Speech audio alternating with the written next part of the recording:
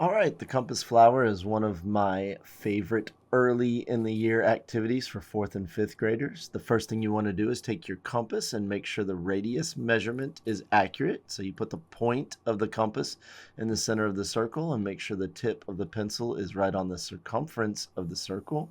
And then we're going to put the point right on the perimeter circumference. We're going to draw an arc that goes from one side of the circle to the other. You'll know you did it correctly if the arc you draw goes right through the center point.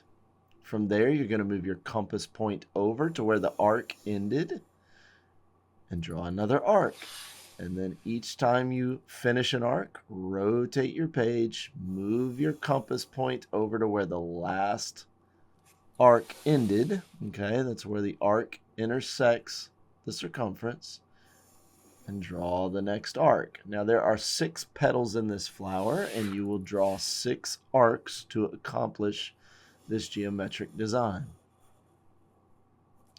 And it may take 2 or 3 or 4 or 5 tries until you feel confident in what you're doing and are able to reproduce this with good results. But it is really satisfying once you get the hang of it.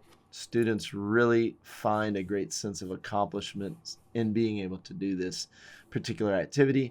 And then what we do is we just put a couple of circles inside the design just to give us a little bit more detail and visual interest to it.